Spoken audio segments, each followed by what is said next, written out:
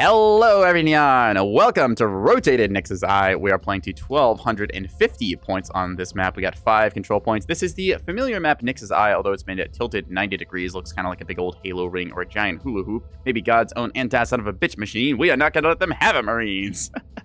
I've been playing Halo recently, in case you can't tell. Speaking of Halo, we got Hollow over here on the orange team. This is going to be the OSP deploying on the right side. Hollow, Cherami, Jar, Lemon, and Star are going to be taking on Team 1, the ANS Blue, which are going to be Nokek, Smode Goodman, Himars, Firebird, and Robert Saunders. So, Nix's Eye is still Nix's Eye. They're deploying a little bit, it's going to look a little odd here because the deploy circle is not quite lined up perfectly, but yeah, everyone's just talking about here. It's like, get rotated. My brain is fracturing. You have to basically just try and convince Monkey Brain that, yes, this is the same geometry as the other one. It's just tilted a little bit. At least some weird stuff, like we see a lot of people can deploy on some very odd angles. You get some fights on the underside of conventional Nix, which normally you wouldn't really see, so mixes things up a little bit. This is why I kind of like the idea of just like pseudo-randomized deploy angles, just like keep the teams opposite each other, but maybe do like a little bit of random deployment from different angles, see how the map plays out. That could be a lot of fun. Anyways, A point is going to be the neutral here, same with the B point and D point. Got those two backwards for a quick sec, but C point, ANS Blue team's natural, E point, OSP Orange team's natural, so they will roll out, cap that, and then contest one of these 3 lanes, or maybe all 3 of them. We don't know. We'll see how they end up deploying. Looks like ANS got a lot of stuff headed towards that D point. Typical rotation for them. Usually we see ANS give like the minimal investment over here towards the B side. I believe Jonkler is a beam ship from Himars, I want to say. In turn, we can see the OSP deploying a little bit more evenly across the board. Kind of doing this nice wide spread with a couple assets sent towards that D side and a couple of investments down towards B. So nice even 3-lane aggression. We got 30 seconds on the clock here as they finalize and decide how they're going to do this one. Yes, thank you, Top 10. We got the old Twitch chat live feed there of all the various Nebulous nonsense that we love to enjoy. All right, so we are just going to wait for everyone to lock in, I guess. 15 seconds on the clock. Let's do it. All right, OSP might be the first one ready. Let's see, Jar, Himars, who's going to click the button first? They're doing their finalizations of deployment. Jar is going to win it with Himars being the last to lock in. I believe Himars is on the cap deployment, so they're going to be deciding this one now. 2 seconds ago, and then they click that button. All right, let's see what we got here. Got a total of 10 fleets to get through, so I'll have to be fast. Time Dilation, that is, I believe, Tantalum Squadron, one of the starter fleets for the OSP, run by, I believe this is Stars tag, the Top Grum flag on their flag, emblem, heraldry. I forgot exactly what the term is. Anyways, let's go and look through their fleet then, shall we? So, Star coming in here with Time Dilation Flathead Monitor. It's got a total of 20 size 2s at once that can put out those 5 MLS2 launchers. See, this thing has a bulk mag, sun drive, and that's basically it. Not too much complicated about that. Singular damage team on that. They've got themselves a multi-mission tug up here deployed on the top of the map, which would normally be the outside edge. Just pretty good affair overall. Jammer, missile launcher, gun, lock, and then the soft kill. And I believe these have AMMs, right? Yeah, a couple Buckler AMMs. They got one of those deployed up top there. Small Goodman, just give a little commentary there. All right, where's the rest of the fleet? They got another multi-mission tug deployed towards the B side. They got a third one taking a little stroll over here, kind of down on the left side of the map from their perspective. Capper shuttle accompanying MMT towards the B point on the bottom. They've got a Capper shuttle doing the same thing towards D point on top. Third Capper shuttle deploys here over on the left side. And then finally, the 4th Capper shuttle possibly could move on to the A point or is kept in reserve with the Time Dilator. All right, what else we got? We got Lemon coming in here with a very cheap pair of Acellos by the looks of it. Okay, 450s on these things. Got Aurora's illumination, got that comms damage, got that bullseye. Full checkbox of these Acellos. Good stuff here. Anything stand out? Got that Raider drive here.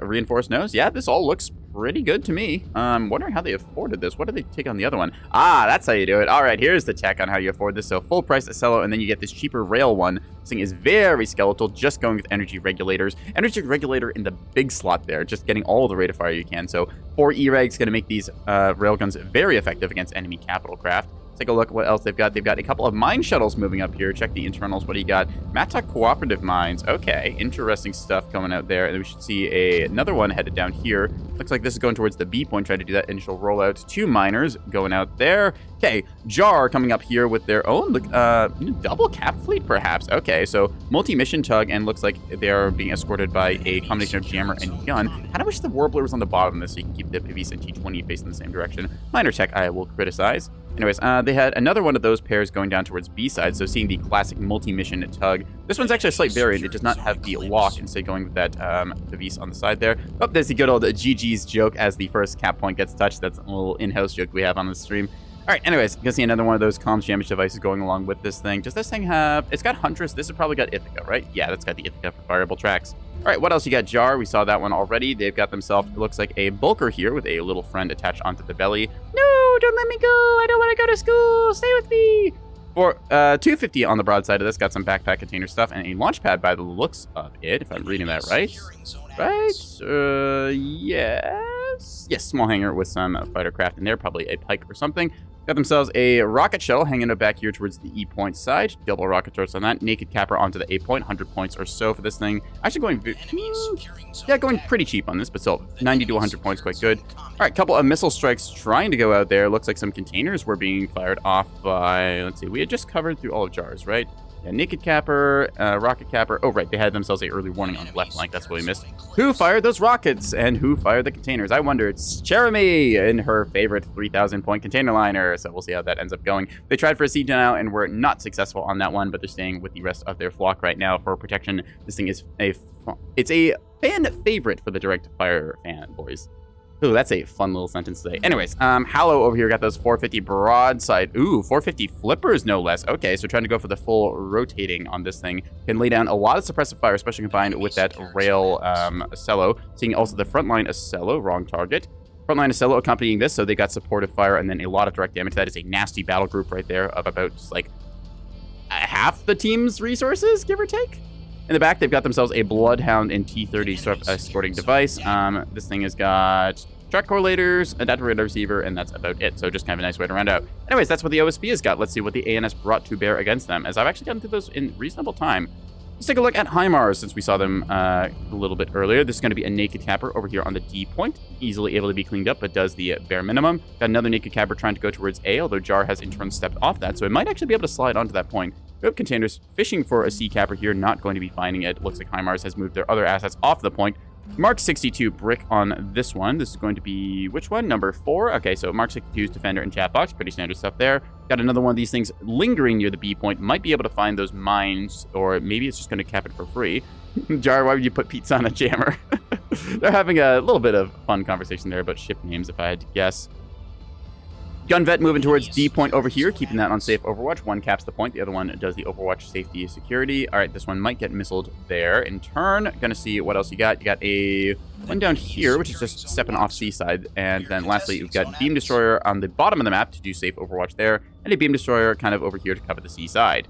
All right, that is HIMARS' fleet. Let's take a look as action develops. Bit of jamming going on here. These might find target. We're gonna find out.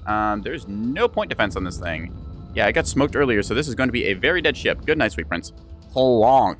First blood of the... No, actually, it's not dead. Ox steering, a reinforced drive, and a dream. All right, nice stuff. HIMARS is also going to be taking some hits here on the A point, as there's a lot of fire going into this thing. These size 1 offensives are something that Jeremy includes as a tech on her container liner, because she's weird like that. There's like 100 of them in this damn thing. I don't understand it, but it scares me, because it keeps killing me. Anyways, what have we got? We had fleets here. Firebird, let's go through them. They've got themselves 450 on the front line, trying to see off this little light threat if they can. They're doing the right thing of pointing this thing's nose upwards, so any 450 will just horribly overpen and not deal damage. Firebird in turn, 450 Battleship on the front, got some size 3s on the back, I believe. Yep, a couple of Preacher missiles in there. Double Raider drive setup, good dodge, Dragon, and a Whiplash, nice little buffs there. It's a pretty tough battleship, kind of what you would expect. Seeing the initial cap is kind of going off here as both teams just kind of squaring off against each other, deploying some mines offensively. Firebird had also got a little capper here on the wings, just double Mark 61. Very nice, useful asset, just having these things in a battleship fleet, because you don't need 3,000 points in a battleship. You can get yourself a little bit of forward escort or overwatching assets. See them keeping 2 of them, one towards D side and one opportunity to go onto A point if it so desires. A point is still maintaining its neutrality. Ooh, more rockets coming in here. Silver Buddha, thank you for the follow. You're just in time to watch HIMARS lose one of their vessels. That's actually going to be first blood of this game. It took them a little bit there to get going, but... Right, rest of the fleets, what do we got? Nokek over here has got themselves 450 on the front side, VLS-2 on the back. This thing is going to have a good chunk of missiles there. Look at all of those STMs with no targets to shoot at. There's like 1 or 2 fighter craft on the OSP team. That's unfortunate. This is a map that has kind of bad octrees, so the fighter craft don't really work on it, but... Anyways, still got some conventionals and some hybrids in that thing, so nice to see it going around there. The Meowstrom is the name of this one. Accompanying it is going to be the Dizzy Gap down below here. This is going to be a air control brick, essentially. Sarissa's and Mark 62 is very good for seeing off some of those lighter craft and also warships. Double Mark 62 is nothing to sneeze at, especially when you get... this thing does not have parallax. I thought it might, actually. Never mind. Still very effective with those RPF rounds. When you miss, you don't. And lastly, they got themselves the bullseye gun extra picket asset here. Just nice to accompany along your capital with. All right, bit of a hero ship with that one, but still able to get its job done. Some more containers being fired out here, fishing for anything they can find. Robert Saunders, the other battleship going across the top of the map here. Going to be seeing if they can't, like, maybe swoop over and then dive onto somebody there. 450 battleship with a nice beam backpack. I don't like the point defense and the recessed wings here. That gives you bad arcs. Also, I'm noticing a lack of a backup antenna on this thing, so, yeah. Has Auroras. This feels almost like a ANS build, or like for AVA days. Yeah, Sarissas and Auroras, Defender. I think this one needs a backup antenna because the battleship antenna is notorious for getting shot off, so gotta watch out for that one. 2 battleships is a choice. It is a choice that gives you a very tough front line to break through. 2 battleships plus the 450 Axford with a missile backpack is quite good in that regard. Not super convinced about the build on this one. I think it might need a little bit of tweaking, but still, I think it's got a... You put plane controls in the nose. Okay, this one's gonna need a little more time in the shop. We'll send them back to battleship class. They got triple gun plotting, or quadruple gun plotting. All right, this is either gonna work really well or really poorly. I don't know. Anyways, their escorting asset is going to be over here. This has got itself Sarissas and a Mark 62. Again, one of those little police bricks able to keep enemy craft honest. Small Goodman, or Saul Goodman, depends who you ask, is going to make up the last of the team here. We see they've got one Mark 64 Vauxhall with a size 3 backpack. Wouldn't be surprised if those are Heck Peas. Very nasty stuff there. Raider Whiplash able to get around the map quite quick. We see them playing cavalry alongside the rest of the front line up top here. We're going to see them accompanying it with, I believe, another one. Yep, a duplicate of that. And then lastly, we will see that they have got themselves... Looks like a Interrupt Jammer, Blanket Jammer, and BLS-2. Those SDM-2s very good against strike craft, which the OSP brought, again, like we said, basically none of. Couple of containers fishing towards the B point here, looking for something. They may have seen the beam firing up. They definitely will now, knowing that that is a priority target, seeing this thing. Yeah, okay, so Star is going to be losing some ships down here, but we will see in turn if those containers are going to strike true or not. These are looking good on target. These are just Act Seekers, so they are most likely to... Oh, I see what Jeremy's doing. Jeremy is currently doing a little missile bait thing, trying to get it. So this is a technique, I believe, called pinwheeling or something along those lines. Basically, you just set a really long spiral path with a super cheap active container like this. Just try and keep the enemy point defense occupied, make them distracted, and then see if you can follow up with another strike. Nice way to drain their point defense as well. We see there's a lot of chaff that has been panic popped there from HIMARS. Do you have any of those things left? You do still have chaff, okay, but that was still quite a expenditure there, expecting container strike inbound, as Jeremy is known to box people. All right, let's take a look over here. Jar is going to be opening up with the full broadside of 250 there, Jar, with one of the OSP's cap fleets. Double cap fleet is a choice. That gives you a lot of capper control, but you're giving up a bit of frontline, relying a lot on Jeremy landing her missile strikes, and then Hallow's double flippers, as well as Lemon's assets there. We lose one of our spectators, but that's okay. A point is going to remain in the hands of the OSP, but there's currently a 3 cap going on for ANS. ANS doing a weird strategy here, electing to secure both the D point and B point, which is not typical. Usually you see teams relegate themselves to either one or the other side of the map and then try and fight it over A point, but in this case, ANS decided to play the wings while OSP plays the center. See how that ends up developing. Firebird is currently getting illuminated over here as we watch them kind of cruise around the corner. That is a nice little cinematic shot. Can I get some, ooh, yeah, some thumbnail fishing with this one. All right, look at that stuff. Oh yeah. It's good. One for the screenshot folder. I was trying to fish for good thumbnails, and I asked sometimes the players if they've got any good screenshots in the match that they want to submit. Anyways, we're going to see the railgun ship trying to cruise around the corner here. Actually moving pretty quick with that whiplash drive. This thing is cruising along at a flank speed of 34. One damage control team going to work overtime to fix all those thrusters. This thing cannot afford to get shot ever. Still, we'll get rails down the nose of Firebird over here, which forces the ship to present broadside or suffer heavy criticals. Every rail shot is going to guarantee a crit on a vessel it hits, and then if it pierces through multiple compartments, it will do a lot. You can see this thing get critted basically stem to stern. There's the first initial shot. It's going to go wide. One of them is going to bite. There we go. 2, 3 hits. 2 more of them going to be missing. Still, that's a good chunk of crits started up. Already see 6 impacts on target for very little of the initial, like, actual purchase. Shot was a little bit wide there. I don't know if this thing has gun plotting center. I don't think it does. No, this is one downside to when you're doing those long-range builds. You have to try and include a gun plotting center, because even at, like, perfect track quality, at that range, there is actually some error. Hallow going to let rip, though, with the initial 450 volley. Firebird going to come almost completely to a halt and then start dodging here, making most of that overshoot. This is the power of double Raider drive, able to play evasively at that range. Fucking good work over there, Firebird, just initially dodging that. Now we're going to see how well they can do that as they start to lose more and more of their thrusters from these shots. All right, let's see. Down here, the pinwheels look like they got taken out. B point safely secured. A couple of cappers went onto that and died. Jar is on standby with some of their stuff, but you know there's a beam destroyer and a corvette down here they do not want to tango with directly, as that beam is quite lethal, as we saw earlier. Or rather, we caught the end of. HIMARS managing to keep this thing alive somehow with that drive and a dream. Yeah, drive and the aux steering. I'm amazed that thing did not go down. Reinforce is pretty good. Jar going to be losing one of their multi-mission tugs as they're jumped on by those Vauxhalls coming over the ridge here, using RPF initially and then at close ranges where they can't miss HE rounds to break some of that damage threshold. Very nice reinforced stack in the front, keeping this ship alive. Anyways, going to be seeing more of those threats get taken out as once again the ANS elected to go for that kind of topside heavy push, going for the top secure and then push down. In turn, OSP decided to go for the mid-control, and now they're firing a whole lot against Firebird, who is doing the good job of shouting, hey, look at me, I'm a battleship, look at me, I'm obviously the big important threat you should be focusing on right now, pay no attention to the rest of my team. Firebird dodge dancing all day against these 450 ships, managing to keep that distance here. Do these have gun plotting centers on them?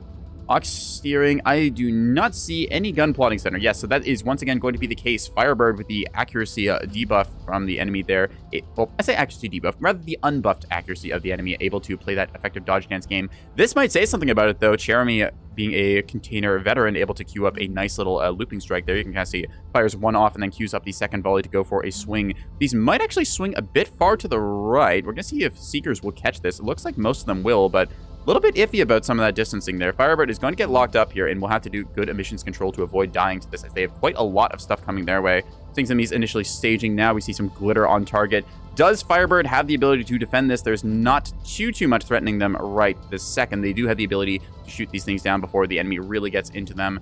Many of those going wide, like we said there, but Jeremy still has a lot of magazine depth to throw at them. First deflection going to go off there as Good Chaff is going to deploy and seduce a bunch of those threats. Firebird able to now get effective once again, but this will force an immobilization. We're going to see if that 450 is now able to bite. Still just a little bit off to the side.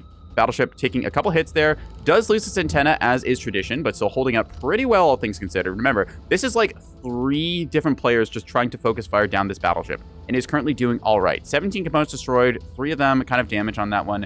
No critical events going on, no fires at all right now. Rails have not had the effect on target they have been wanting to, but they might now. Let's see if they can get some hits here or not. There we go. We see there's 3 fires started. I think this thing has a fire. Yes, fire suppression system doing its job there. That's a premium you can pay for, and it gets very effective once you are able to cancel out all of those incoming crits. A couple of AMMs here as we see some size 2 hybrids trying the water star. I believe that's from Nokek's backpack. You'll see these handily deflected by good AMMs. One of them going to find its way through, though. Pavisa's try to fire off, and I think last second AMMs are going to splash that there. Yeah, Nokek deciding to commit their asset now, relieving a bit of the pressure. Going to be trying to go for a long-range gunfight here as well. Sarissa is going to be doing a good chunk of work. With no craft on the enemy team, these Sarissa bricks now are going to be doing some very, very annoying gaming, as any container that comes around the corner, unless it is like staggered or spiral path, is going to be getting shot down by those sand shots rounds. They can go to 8 kilometers or so. If this thing were to commit itself basically onto Firebird right now, it would offer some very, very annoying point defense. We'll see if it ends up getting into position or not. Speaking of into position, Small Goodman maybe overextending here a little bit, finding themselves very far in the enemy's backfield and basically kissing distance against the Ranger over here. Let's see if that strike went through or not. Going to see more of these getting on target over here. Trying for the Battleship. Looks like they are probably going to find the Thermal Validator will detect this thing. Firebird trying to hold still right now and do the best they can with their point defenses. A couple of these decoys coming out. Defenders are pretty good, but are they good enough? We will see. Sarissa's doing all right. One going to find its way home. There might be a couple more. TRPs don't work, apparently. Oh no, Firebird going to be found out with a couple of those ones. A lot of fire coming towards them, so they do take some crippling damage there. Not enough to structure break, but this is now a very bad state for the Battleship. See all of these destroyed and damaged components. Now with the crippling number of fires that they are suffering, that is going to be a big swing for the OSP there. Able to relieve one of the frontline assets from the ANS's hands. So though, Small Goodman doing a pretty good job finding what they can up top here. Where is the other Battleship? Has it committed to the fight? We see Nokek is currently in here.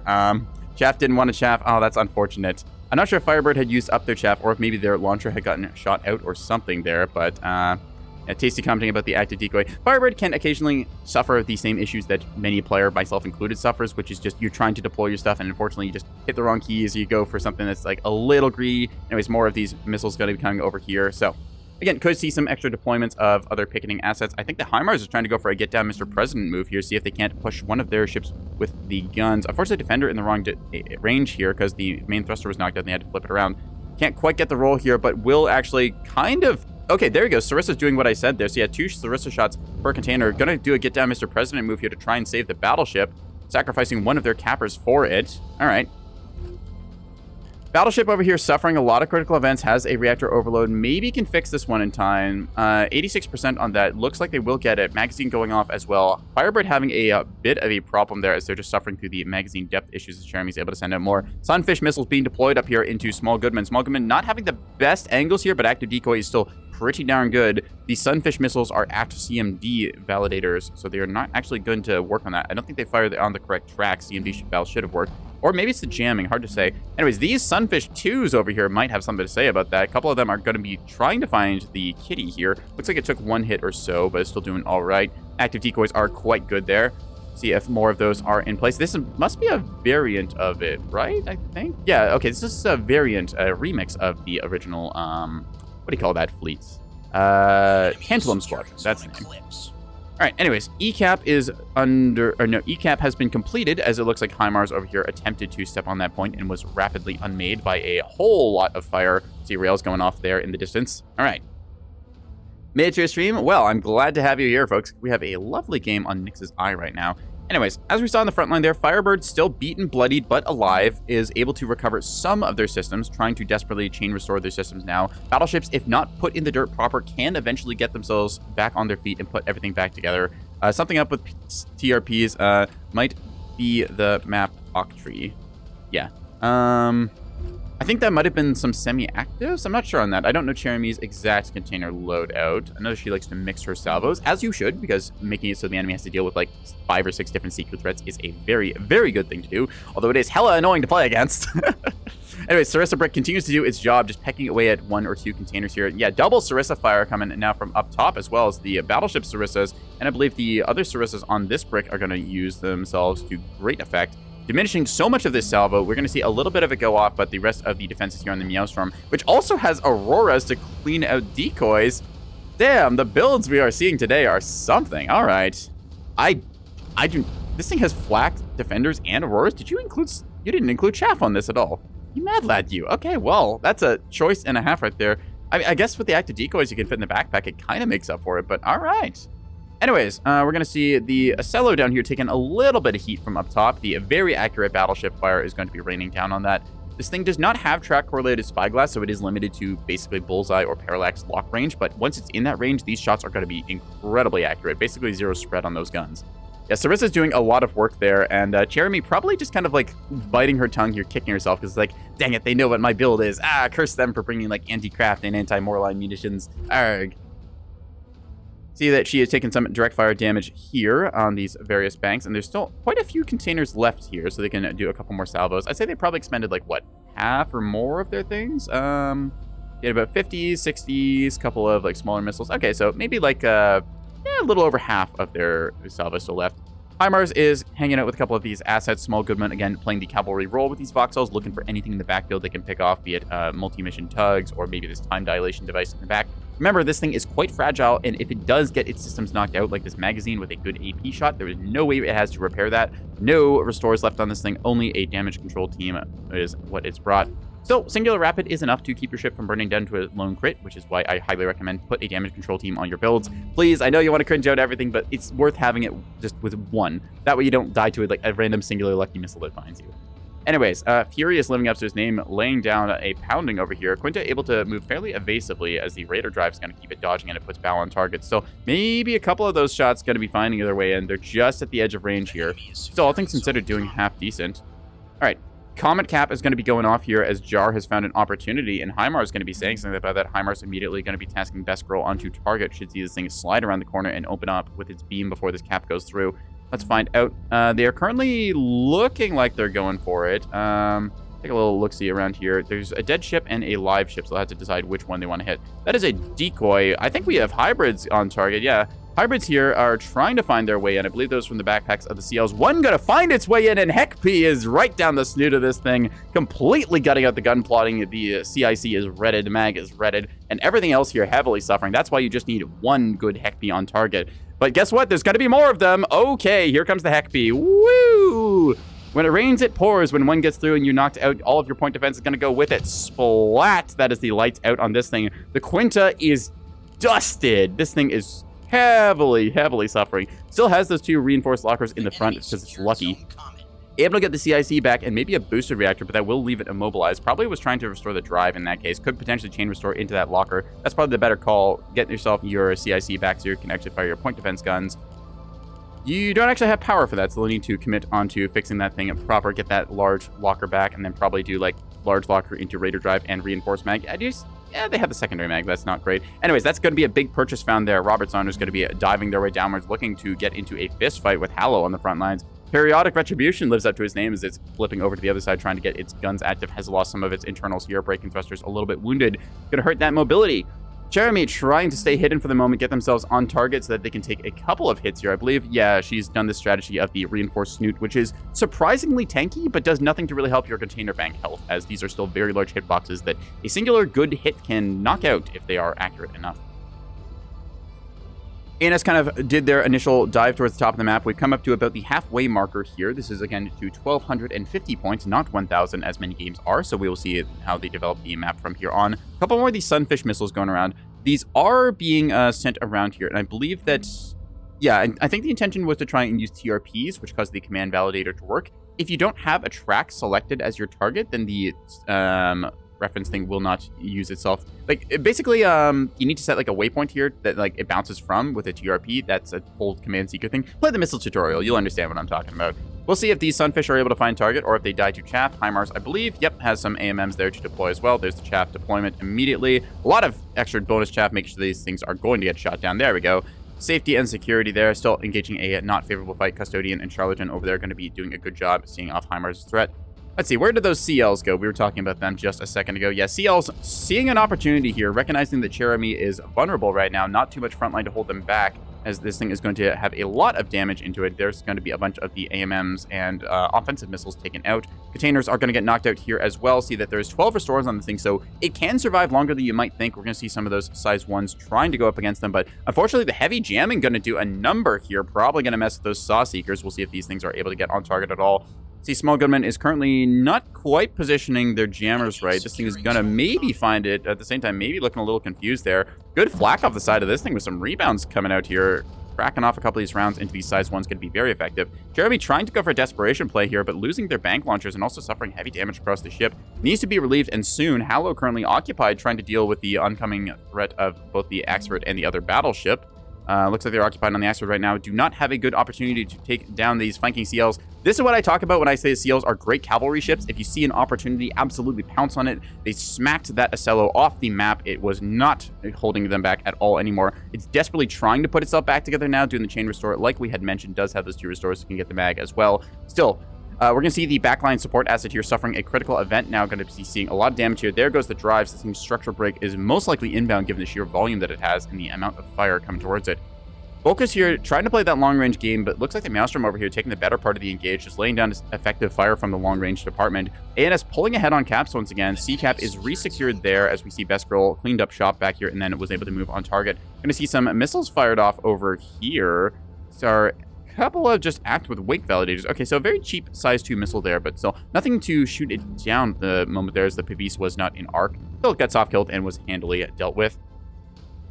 Meantime, Jar looking for opportunities, trying to find something to fish in the backfield. Might be trying to see what they can get onto the D point. Looks like HIMARS does have a Mark 62 brick in the area. We'll see if they end up detecting this thing or not. This thing is currently spotted, but I believe HIMARS is occupied doing other things. Remember, there's a finite throughput on how much players can process at a given time, and Neb is a game that very much taxes your attention on multiple fronts.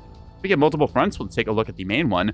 Small Goodman just continuing to pound away at Jeremy's container liner here. This thing can, again, put itself back together. It does have those large storages, but if the fire does not let up, the second that these things are put back together, they will immediately be redded out once again. Structure break is critical here, as this is a expensive 3,000 point asset. It did get a very good hit on Firebird, but if we take a look over here, Firebird back on their feet somewhat, used all of their restores back up, but guess what? They have their guns. They don't have the antenna, but the backup one is working. They are able to feed some intelligence over here and probably start their guns up again if they have the power for it.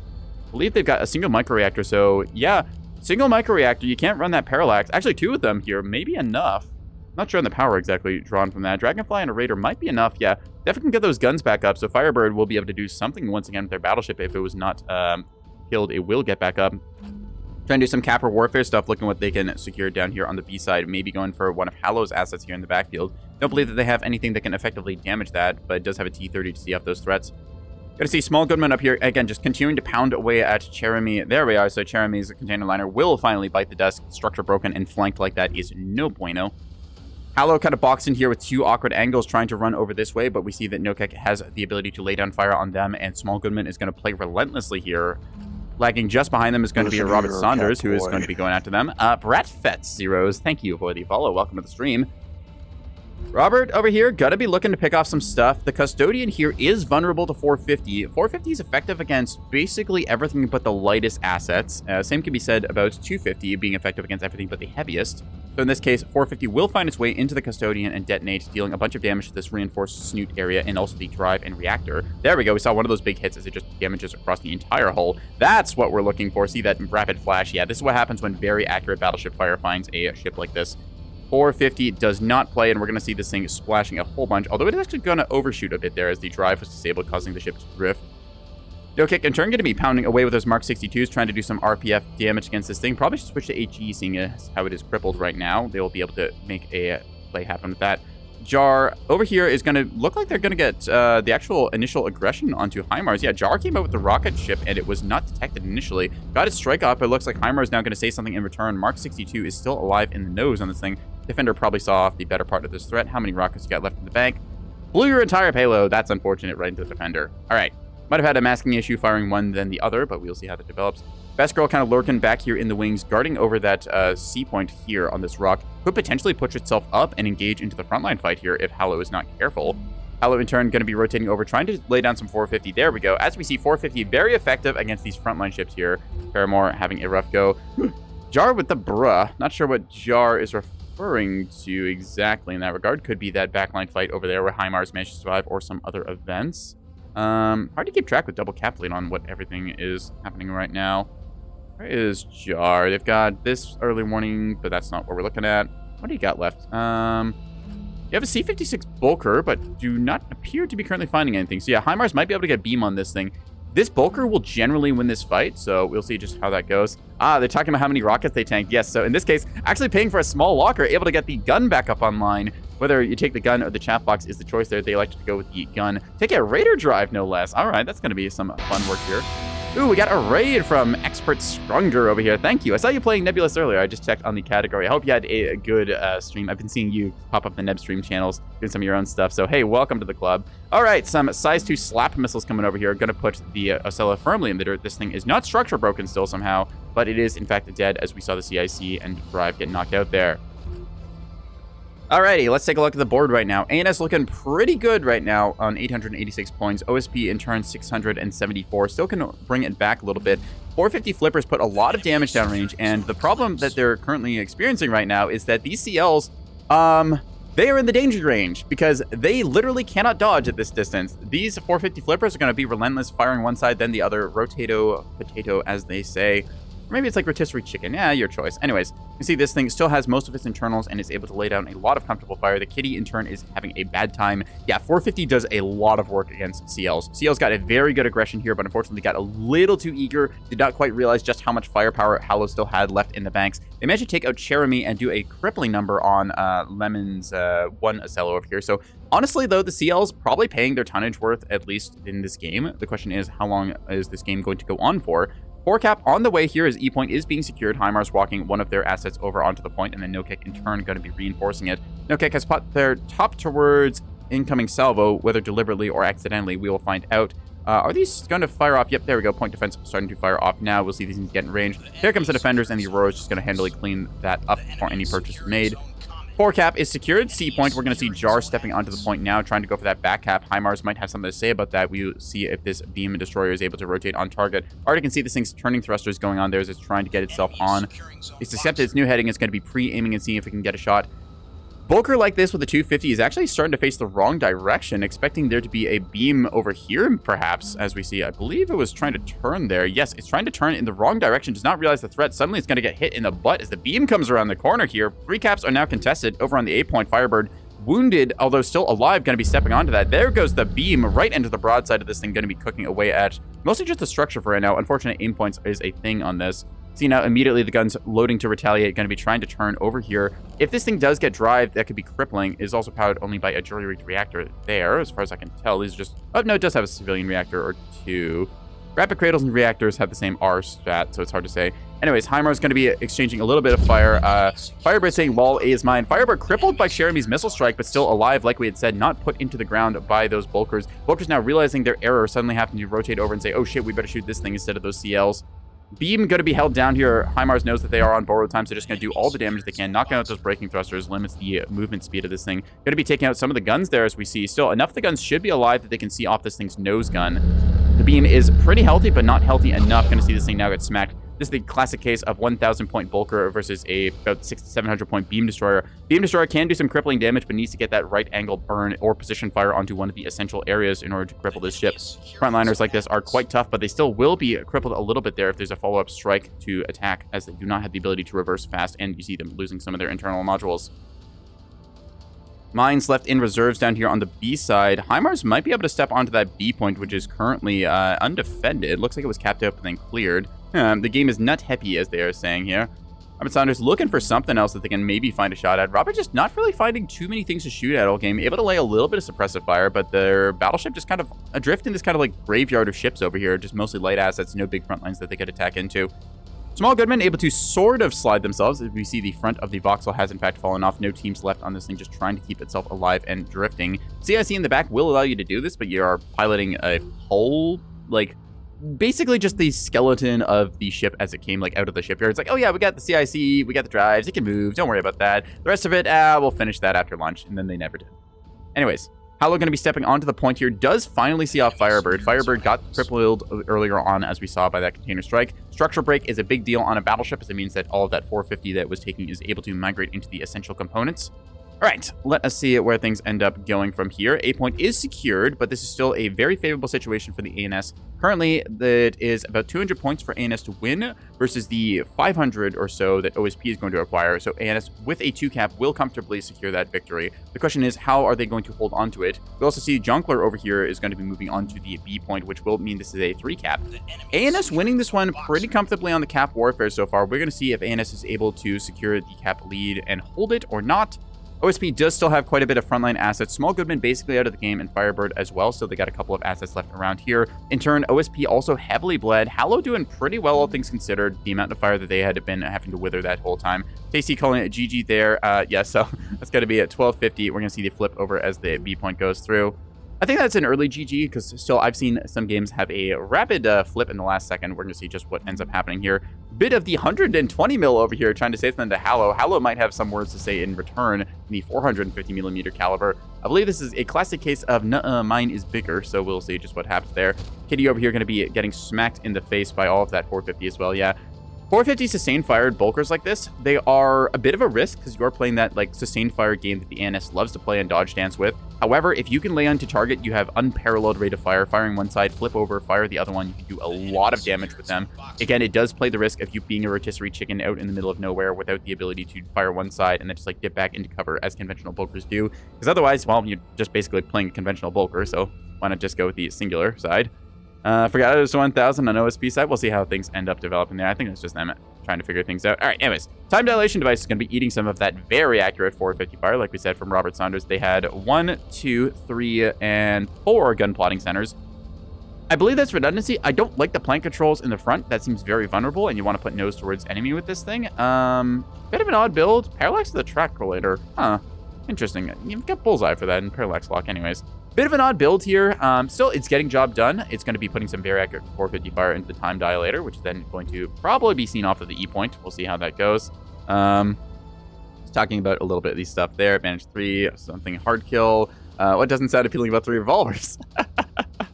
Small Goodman is going to be meeting their end there. It looks like Lemon has elected to punch out. I believe Lemon either was out of ships or... What actually happened to the rail one? Oh, it went home. Gotcha. Well, we can see the rail ship is off in the distance over there somewhere. Yeah, that was actually withdrawn from the battle space. So OSP looking like they're going to probably throw in the towel there. Jar does still have this 250 bulker in the backfield, but I don't believe that they can secure themselves enough caps in time. And it's rapidly approaching the situation where they only need to hold on to one cap, and then they will be fine. Meowstrom doing a lot of work on the front line here, is keeping itself alive. Single Raider and Whiplash does give you decent speed, but as we see here, even decent speed is not going to help you against the sheer amount of 450 thrown at you. Still, holding the line here, it's able to do a little bit of damage back against these ones. 4 TC Spy Frigs don't exist, they can't hurt you. For what it's worth, at least you can't 4-track correlator a Spy Frigate. I've seen a certain mad woman put 4-track correlators into a destroyer, which was a choice. Pyrope. Anyways, probably going to be this match mostly decided here. Not going to call it until the very last second, as again, stranger things have happened. We have seen some last-second reversals with ships getting on point. Star is trying to push the Hustler over here onto D point to buy themselves a little bit of time. The question is, how are they going to secure themselves the B point and the E point in this game? E point looking fairly comfortable in the hands of the ANS. Down on the B side, we see the Jonkler is here. It does still have its beam active and is able to see off lighter threats that could be sent down here. I think this is going to be pretty much in the ANS's bag. Still going to see some weird stuff happen in games that I say are over and done with. That's just kind of the caster's curse for you, but...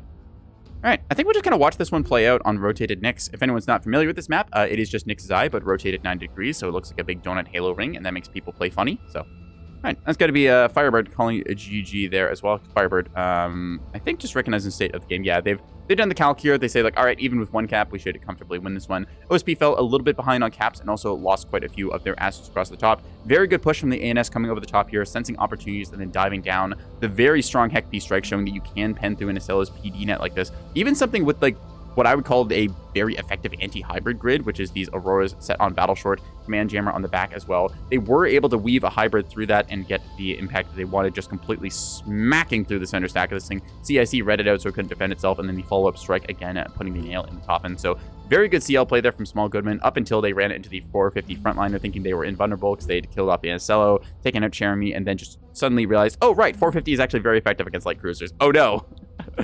Hallow also putting in some legwork on the front line here, just with all of that 450 of fire. They were able to bring down Firebird, and in turn also see off quite a few of the other little threats there that might have presented. Unfortunately, they just weren't able to see off those CLs coming in from that surprise attack flank. So, Cap Fleet defeat, really, yeah.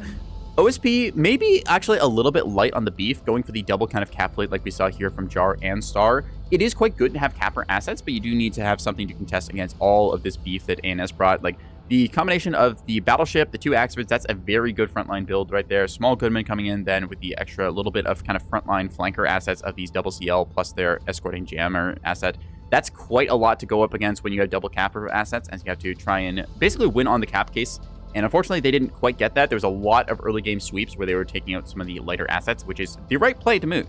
Like, if you have the opportunity to take out a capper and you've got nothing else to do at the same time, absolutely do it. Take out those tugs, take out those shuttles, take out those corvettes and frigates and stuff. Deprive the enemy of assets, lock them into having only a small amount of space to control, and then see if you can, like, work a small cap onto their backfield here or not. Because if the enemy is kept blind and isolated, then you have a much, much better shot at getting a advantageous position, rather than if you allow them to maintain their capper stuff.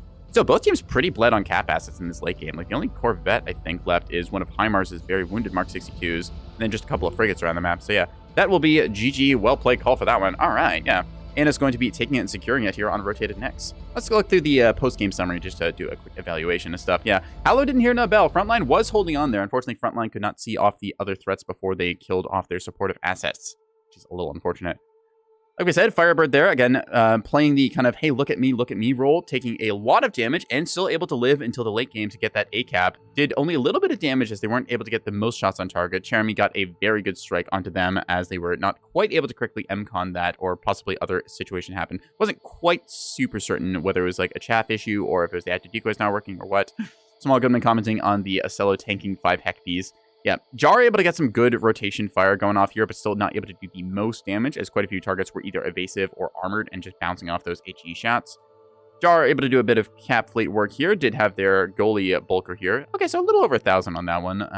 Is that 1,160? Yeah, okay, that's a good price for this thing. C-56 broadside, very strong. Having those backpack missiles here, also quite nice to have. Yeah, a couple of these SGMs, just ARAD act cheapers. A couple of these decoys as well, just good things to have. So Lemon over here tried to do some work with the rail ship. I don't think that they got the most effect on target. They started biting into Firebird, but Firebird's damage control teams plus all the buffs there was able to actually counter that effectively. Still, that is the right play to make against a battleship. Force the damage control teams to be occupied as you're able to lay into them with other assets. That's, again, very powerful when you get a missile strike like we saw off from Jeremy. Makes it so that the battleship has to deal with fires which debuff the teams as they're trying to repair everything, but otherwise you're able to mostly soak those hits. Lack of gun plotting center definitely hurting the effectiveness of those rails, as we saw quite a few of them were missing.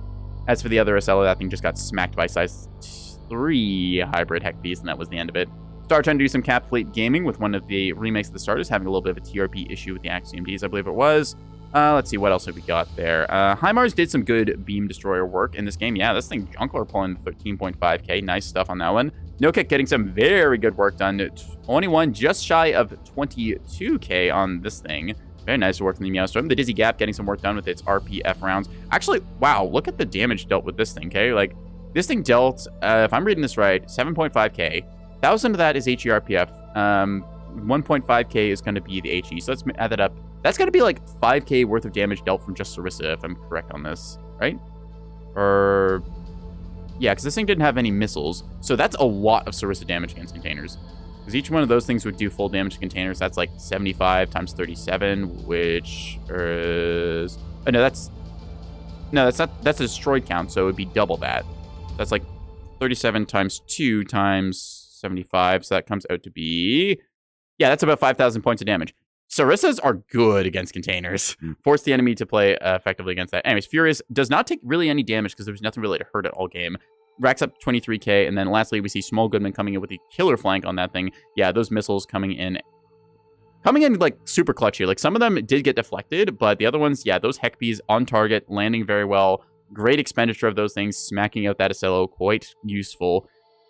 Typically, I will say, like, an Acelo firing hybrids at it, like, 9 to 10 times, bad call, they're going to get Aurora'd or soft-killed.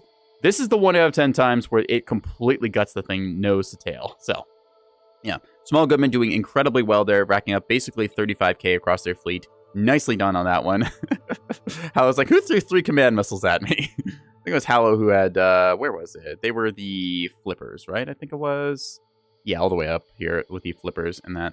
So good damage dealt on both sides. I think OSP just maybe a little bit short on some of the frontline beef there, as they did go double cap fleet, which is quite good having all those capper assets, but I think that the ANS just had a little bit more frontline that they were able to like easily and handily deal with. So another fleet of, say, some 450 broadsiders, maybe some plasma, maybe like a monitor ball or a couple other Acelos that could have definitely held back the ANS's topside push a little bit better there, but yeah.